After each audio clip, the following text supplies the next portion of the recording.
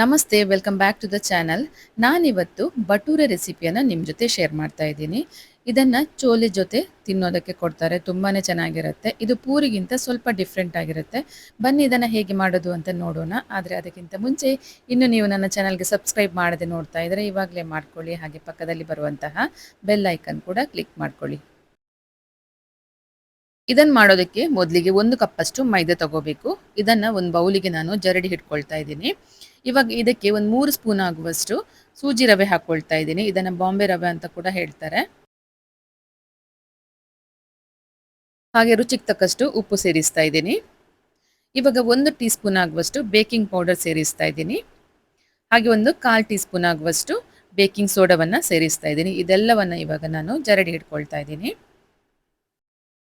ಇವಾಗ ನೋಡಿ ಜರಡಿ ಹಿಡ್ಕೊಂಡು ಹಿಟ್ಟು ರೆಡಿ ಆಗಿದೆ. ಇವಾಗ ಈ ಹಿಟ್ಟಿಗೆ ನಾನು 1-2 ಸ್ಪೂನ್ ಆಗುವಷ್ಟು ಸನ್ಫ್ಲವರ್ ಎಣ್ಣೆ ಸೇರಿಸ್ತಾ ಇದ್ದೀನಿ.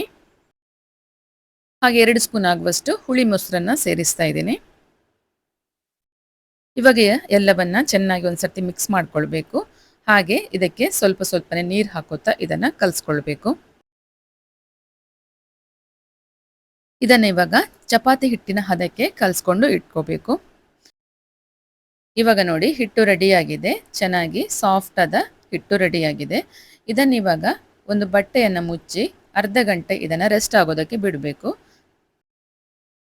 ಇವಾಗ ಸುಮಾರು ಅರ್ಧ ಗಂಟೆ ಆಗಿದೆ. ಇವಾಗ ನಾನು ಇದನ್ನು ತೆಗಿತಾ ಇದ್ದೀನಿ. ಹಿಟ್ಟು ತುಂಬ ಸಾಫ್ಟ್ ಆಗಿ ಬರುತ್ತೆ. ಹಿಟ್ಟು ತುಂಬ ಸಾಫ್ಟ್ ಆಗಿ ಚೆನ್ನಾಗಿ ಬಂದಿದೆ.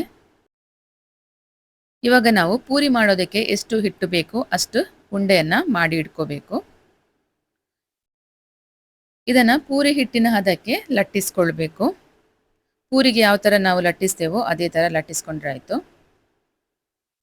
ಈ ಥರ ನೋಡಿ ಇಷ್ಟು ದಪ್ಪಗಿರಬೇಕಿದು.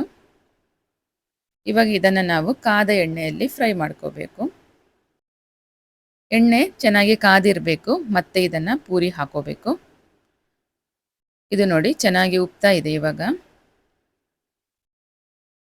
ಇದನ್ನು ಲೈಟ್ ಬ್ರೌನ್ ಕಲರ್ ಆಗುವ ತನಕ ಚೆನ್ನಾಗಿ ಎರಡೂ ಕಡೆ ಕೂಡ ಚೆನ್ನಾಗಿ ಫ್ರೈ ಆಗಬೇಕಿದು.